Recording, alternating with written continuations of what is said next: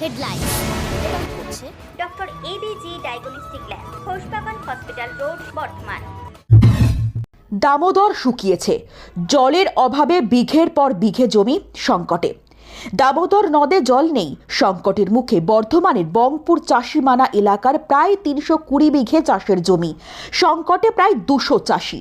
সংকটের হাত থেকে বাঁচতে লাগাতার চিঠি আবেদন জানিয়েও কোনো সুরাহা না হওয়ায় মাথায় হাত চাষিদের। জল সংকটের হাত থেকে ফসল রক্ষা করতে দামোদর থেকে খাল কেটে নদী সেচ প্রকল্প পর্যন্ত জল নিয়ে যাবার লাগাতার চেষ্টা চালাচ্ছেন চাষিরা। কিন্তু কয়েকদিন যেতে না যেতেই পলি পড়ে জলের ধারা বন্ধ হয়ে যাচ্ছে। বংপুর চাষিমানা এলাকার চাষি জগৎ জীবন আদক জানিয়েছেন, এই এলাকার চাষিদের স্বার্থে রাজ্যের বর্তমান মুখ্যমন্ত্রী মমতা বন্দ্যোপাধ্যায়ের ঐকান্তিক চেষ্টায় 2014 ও 2019 সালে 2টি রিভার পাম্প চালু করা হয়। কিন্তু প্রায় 1 বছর ধরে একটু একটু করে দামোদরে জলের পরিমাণ কমতে কমতে বর্তমানে একেবারেই জল না থাকার কারণে রিভার পাম্প কাজ করছে না। ফলে এই রিভার পাম্পের মাধ্যমে এলাকার প্রায় ৩২০ বিঘে জমির চাষ সংকটের মুখে পড়েছে। চলুন শুনে নি কি বলছেন চাষিরা।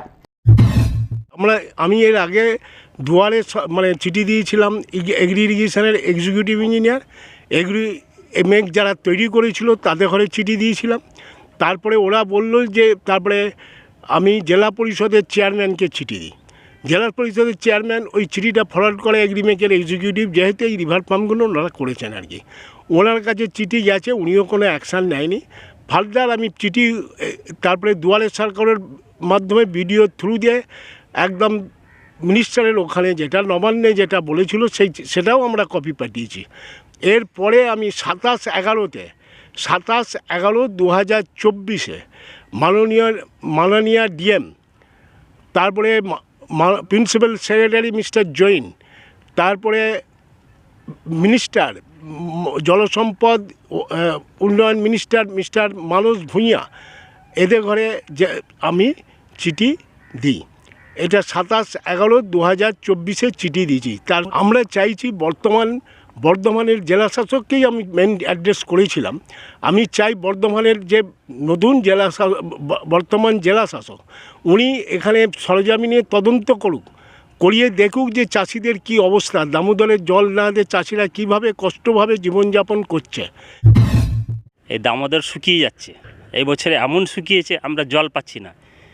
এর রিভার পাম্পের সমস্যায় আমাদের এই জলটা আমরা পাই, তো এবছরে জল নেই, একদম সব শেষ হয়ে গেছে।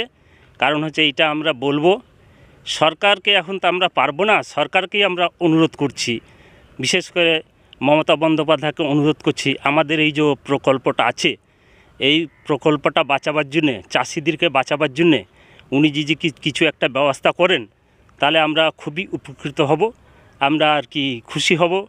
কিন্তু তার সঙ্গে আমাদের যদি এটা যদি এবার করেন, এই গর্তটা যদি কাটিয়ে দিতে পারেন, আমরা এই কিসের মুনিশ খেটে খুঁটে কোনোরকম বালতি এই থালা এইসব নিয়ে এসে পাঁক পলি সব সরাচ্ছি, বালি সরাচ্ছি, সরিয়ে 2 দিন চলছে, আবার 4 দিন বসে থাকছে, আবার ভরাট হয়ে যাচ্ছে, আবার চাষিদেরকে সব আসতে হচ্ছে। গরিব চাষি তো কতক্ষণ সময় দেবে?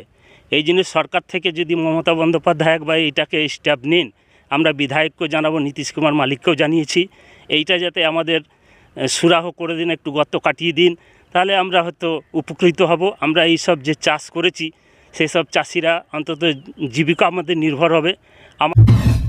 চাষ কী করে করবো? ওই আছে যে কোনো প্রকারে আমাদের লোকজনে আছে, কোথায় ডিসিবি তা নিয়ে এসে কেটিয়ে কুটিয়ে আমাদের দেশে যে কোনো প্রকারে একদিন চলতেছে না, 5 দিন বসে থাকতেছে, চাষিগুলো মার খেয়ে যাচ্ছে, গাছগুলো শুকিয়ে যাচ্ছে, কোনো নেই, এইভাবে মারা যাচ্ছে। কি লাগিয়েছেন আপনারা চাষে? আমরা বাসা টমেটো লাগাইছি, আলু লাগাইছি, লঙ্কা লাগাইছি, মূলো লাগাইছি, এই সমস্তগুলো চাষবাস করেছি, কপি চাষ করেছি। তাহলে লস হয়ে যাবে তো? লস তো হয়েই গেছে, এবছর চাষি শেষ, চাষির কোনো অসহায় নেই। চাষিরা জল পাচ্ছে না পাওয়ার কারণ আছে কি, আগে যখন 19 সালে প্রকল্পটি তৈরি হয় তখন দামোদরে জল বাড়তো বা দামোদরে জল থাকতো। এখন দামোদরে মোটেই জল নাই, কোনো মতে চাষিদিকে জল দিতে পারা যাচ্ছে না। সব চাষি সংকটে, প্রায় এই প্রকল্পটার উপরে 150 বিঘে চাষ আছে, সেই 150 বিঘেতে জল দেওয়া সম্ভব হচ্ছে না। চাষিরা খুব সংকটের মধ্যেই আছে। তাই আমি বলতে চাই, আমি দীর্ঘদিন মেশিনটি চালিয়ে আসছি, দেখছি চাষিরা খুব সংকটে, অর্ধেক ফসল শুকিয়ে গেছে জলের অভাবে। তাই আমি বলতে চাই কি যদি এখানে একটা ডিপটি কলের কোনো রকম ব্যবস্থা হয় তাহলে অন্তত এই 150 বিঘে জমিটা বাঁচে বা এই চাষিগুলো বাঁচে। আর এখানকার খুব ছোট ছোট চাষি, খুব বড় চাষি কেউ নাই, ওরই উপরে ওদের জীবিকা নির্ভর করে। আমজাদ আলীর রিপোর্ট, আলফা টিভি, পূর্ব বর্ধমান।